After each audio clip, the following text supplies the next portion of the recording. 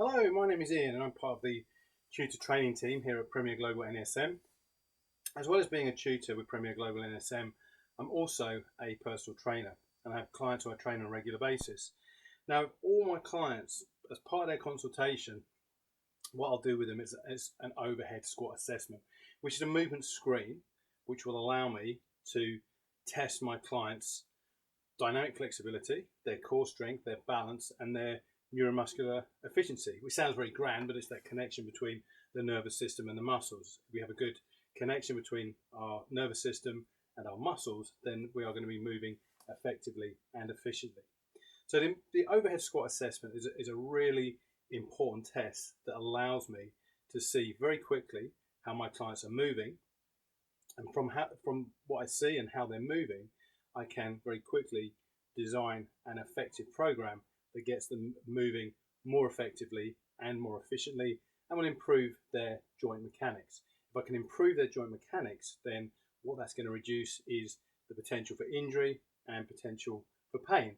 And it means that they're going to be training better and they'll be moving more quickly towards their goals. What we know is that people have postural distortions because of the way they set themselves up on a daily basis, because of occupation or because of training, then people can start to get themselves into poor positions. So, for example, if we think about hyperkyphosis, which again sounds very grand, but what we're talking about there with the hyperkyphosis is where we get that rounding through the thoracic spine and that forward head carriage. So if you think about someone who's at work on their laptop all day, or they're constantly on their phone, checking emails, reading text, sending emails, what can happen is we get that forward head carriage, which is sometimes described as tech neck.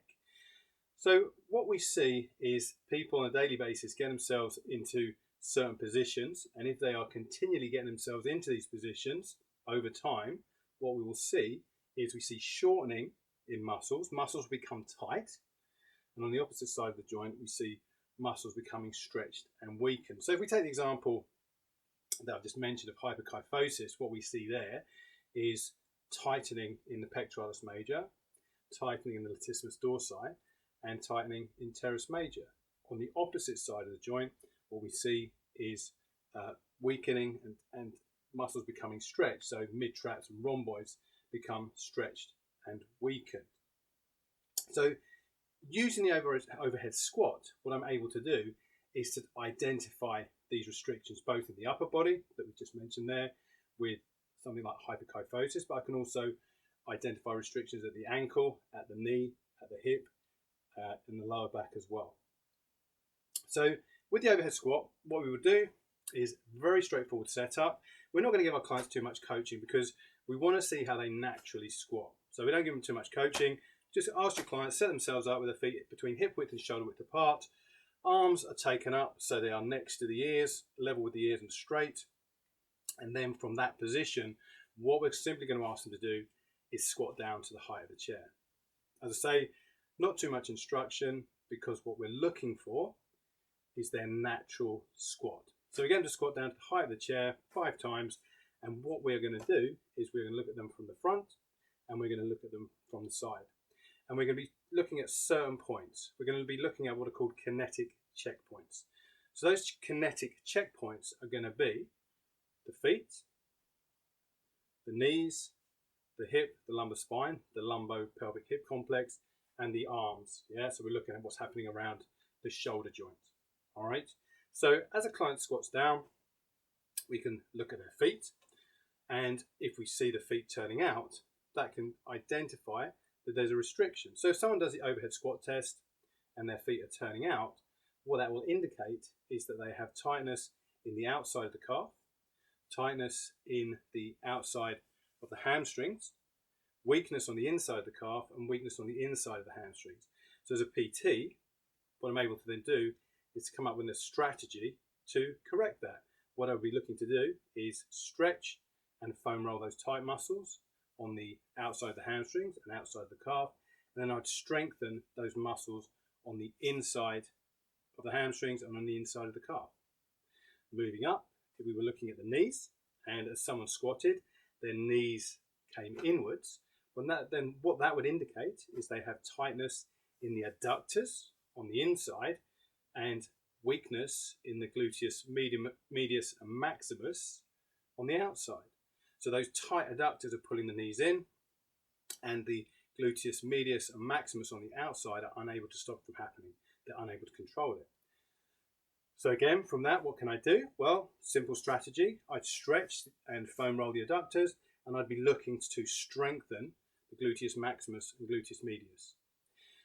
Around the hip and the lower back, what we see commonly, or one of the things we can see, is an excessive forward lean. So again, if someone's doing the overhead squat, if they get an excessive forward lean, then what that would indicate to us is they have tight hip flexors, tightness in the abdominal complex, and they have weakness in the erector spinae and the gluteus maximus. And again, with this one, it's going to be quite common because, again, if we think about how people set themselves up on a daily basis, they spend a lot of time sitting down with their hips flexed. So it kind of tie in with that the hip flexors could become shortened and overactive. So again, it'd be quite a common movement pattern to see, that someone would have that excessive forward lean in the squat. Coming up to the upper body and around the arms, we'd be looking at what happens to the arms as they squat. And if the arms fall forward in front of the trunk as someone squats down, then what that indicates to us is tightness in pectoralis major, latissimus dorsi, teres major, and then have weakness in the mid-traps and rhomboids on the back. And again, if we think about what we spoke about earlier about hyperkyphosis, that would tie in with that, wouldn't it? So if someone had a hyperkyphosis rounding through the thoracic spine, that forward head carriage, that would be caused by tightness in your pectoralis major, latissimus dorsi, and teres major. We kind of expect to see on that overhead squat that those arms were falling forward.